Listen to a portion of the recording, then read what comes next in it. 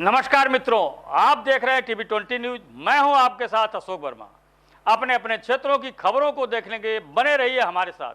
अब शुरुआत करते हैं आज की ताजा खबरें। इस खबर के प्रायोजक हैं शांति ग्रुप ऑफ इंस्टीट्यूशन, अमौड़ा, गोसाई की बाजार, आजमगढ़, जिसके प्रबंधक हैं दीपक राय। आजमगढ़ में शहरी व कांग्रेस अध्यक्ष अमर बहादुर यादव एवं एनएसयूआई की जिलाध्यक्ष विशाल दुबे के संयुक्त नेतृत्व में कांग्रेसियों ने सरकार की बुद्धि शुद्धि के लिए गांधी की प्रतिमा के समक्ष गांधी किराए पर यज्ञ हवन पूजन किया। आचार्य के रूप में कांग्रेस प्रवक्ता ओंकार पांडे ने यज्ञ एवं हवन का कार्य विधिवत संपन्न कराया। कांग्रेस प्रवक्ता ओंकार पांडे ने कहा, शास्त्रों में बुद्धि शुद्धि के लिए हंस गायत्री मंत्र के जप हवन का विधान है। आजमगढ़ के सामाजिक संगठनों एवं आजमगढ़ की जनता के संघर्षों के बदौलत आज आजमगढ़ में विश्वविद्यालय का शिलान्यास हो रहा है। इसके लिए आजमगढ़ की जनता और आजमगढ़ के सभी सामाजिक संगठनों को कांग्रेस पार्टी की तरफ से बधाई। अभी उत्तर प्रदेश की जनता ने कोरोना काल से लेकर अब तक जो भया मंजर देखा है,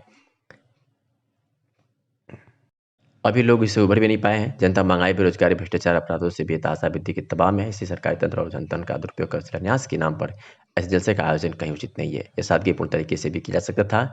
जनता का शोषण कर किसी भी तरह से ऐसे आयोजित कार्यक्रम का कांग्रेस पार्टी समर्थन नहीं करती है। एनएसयूआई के अध्यक्ष विशाल दुबे ने कहा कि उत्तर प्रदेश में दवाओं, ऑक्सीजन, अस्पतालों में बेड के अभाव में तमाम लोगों ने अपने परिजनों को खोया। ऑक्सीजन के अभाव में अपने परिजनों को तड़प कर मरते देखा।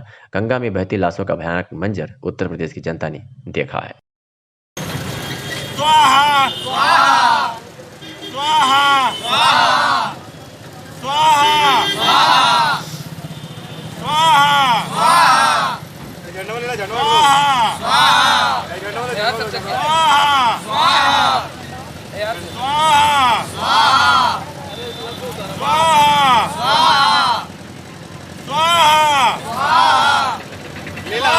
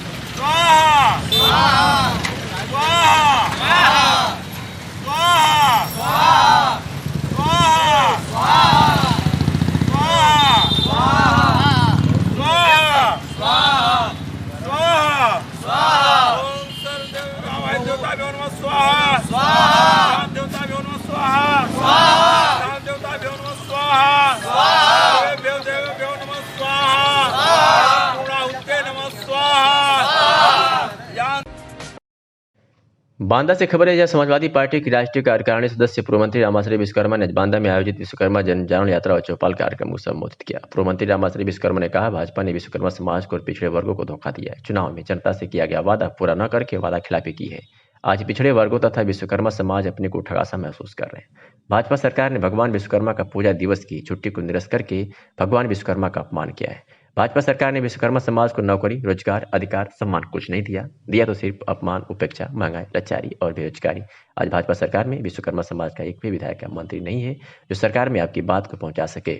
समाजवादी पार्टी सरकार ने रामाश्रय विश्वकर्मा को 2 बार एमएलसी बनाया और 2 बार मंत्री बनाया और विश्वकर्मा समाज की राजनीति और सरकार दोनों में हिस्सेदारी दी गई। पूर्व मंत्री विश्वकर्मा ने पूछा कि आज आपकी हिस्सेदारी भाजपा में कहाँ है? भाजपा राज में लगातार विश्वकर्मा समाज के ऊपर अन्याय, अत्याचार हो रहा है, लेकिन विश्वकर्मा समाज को न्याय नहीं मिल रहा है।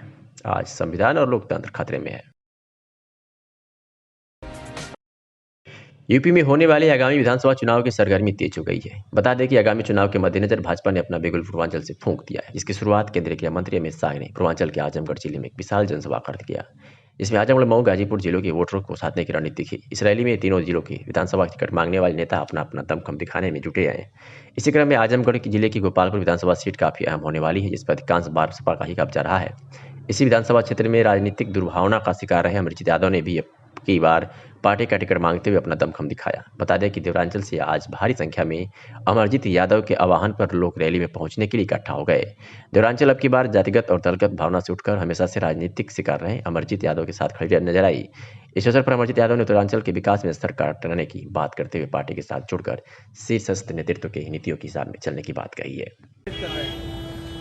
मैं अमरजीत यादव विधानसभा गोपालपुर 344 से अपने काफिलों के साथ अमित शाह जी को सफल बनाने के लिए आजमगढ़ प्रस्थान कर रहे हैं।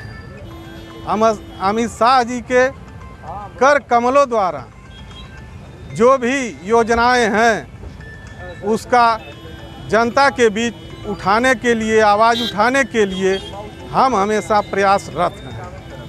अभी आपको एक भारतीय जनता पार्टी में पद भी मिला है, किसान जिला संयोजक का किसान मोर्चा का। ऐसे में आप किसानों के लिए कुछ उनसे बात करेंगे? हम किसानों के साथ हैं। हमारे देवारा क्षेत्र से सब किसान भाई हमारे साथ हैं, कंधा से कंधा मिलाकर चलने के लिए तैयार हैं।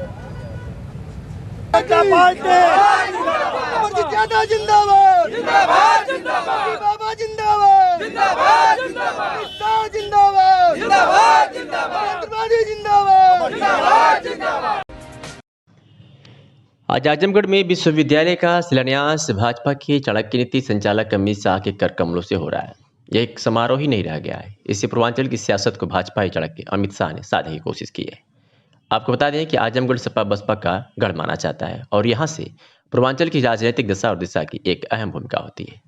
पूर्वांचल अमित शाह की रैली का एक विशेष हिस्सा में है। इसको लेकर पूरे पूर्वांचल को भाजपा के चाणक्य के द्वारा मॉनिटरिंग की जा रही है और एक एक सीट के लिए हर एंगल से समीक्षा करके टिकट का वितरण किया जाएगा, जिससे पूर्वांचल की कई चीजें भाजपा के लिए मुफीद हो सकें।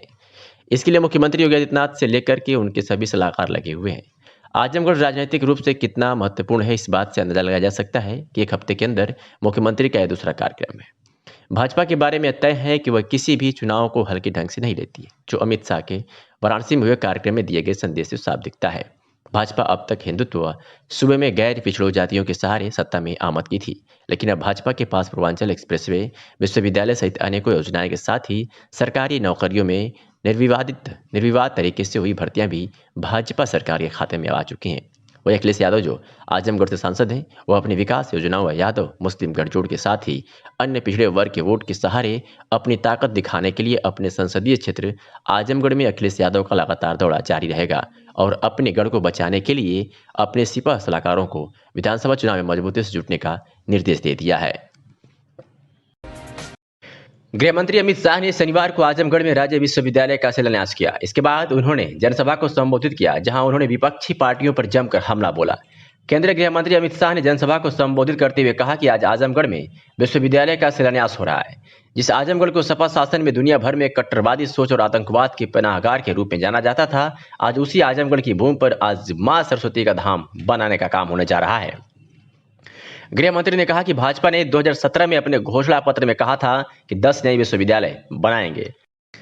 आज 10 विश्वविद्यालय बनाने का काम पूरा हो चुका है। 40 मेडिकल कॉलेज बनाने का हमने वादा किया था, ये वादा भी हमने पूरा किया है। पहले जातिवाद, परिवारवाद और तुष्टीकरण का राज था। उत्तर प्रदेश में प्रधानमंत्री नरेंद्र मोदी के नेतृत्व में मुख्यमंत्री योगी आदित्यनाथ ने कई परिवर्तन किए हैं।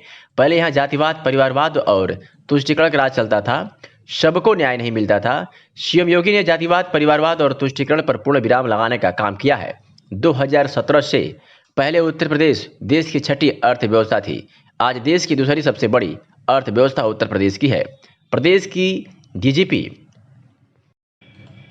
जीडीपी 10,90,000 करोड़ थी, आज 21,31,000 करोड़ करने का काम हुआ है। अमित शाह ने कहा, उत्तर प्रदेश को माफिया राज से मुक्ति दिलाने का काम योगी सरकार ने किया है। आजमगढ़ इसका उदाहरण है। कैराना से लोग पलायन कर रहे थे, बेटियों की उच्च शिक्षा नहीं हो पाती है, आज माफिया उत्तर प्रदेश छोड़कर चले गए हैं। अब यहाँ कानून का राज है। भाजपा और सपा में जाम का मतलब समझाया। गृह मंत्री ने कहा, जाम का अर्थ बताते हुए कहा कि भाजपा सरकार में जाम का अर्थ है जनधन बैंक खाते, आधार कार्ड और यम से हर आदमी को मोबाइल, जबकि समाजवादी पार्टी के लिए जाम का अर्थ है जे से जिन्ना, ए से आजम खान और यम से मुख्तार अंसारी। आगे क्या कुछ कहा गृह मंत्री अमित शाह और मुख्यमंत्री उत्तर प्रदेश सरकार योगी आदित्यनाथ ने, आपको सुनवाते हैं। कल ही रक्षा मंत्री और योगी जी ने मीटिंग कर बहुत बड़े डिफेंस के कारखाने यहां आए, इसके लिए भूमि तैयार करने का काम। मित्रों, मोदी जी ने एक जैम लाया जिससे भ्रष्टाचार विहीन खरीदी हो सके। उसका आधार क्या है?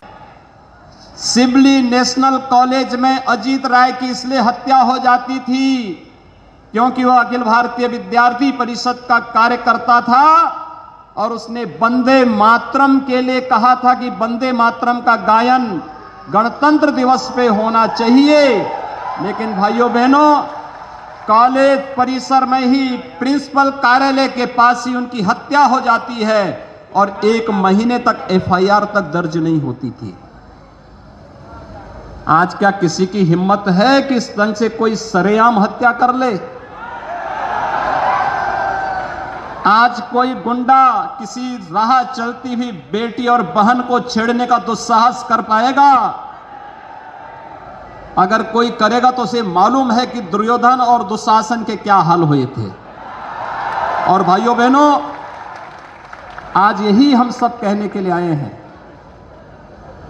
विकास का हो, सुरक्षा का हो, गरीब कल्याण का हो, कोरोना कालखंड में कितना अभूतपूर्व कार्य प्रधानमंत्री मोदी जी के नेतृत्व में इस देश ने किया। सर्वाधिक प्रवासी कामगार और श्रमिक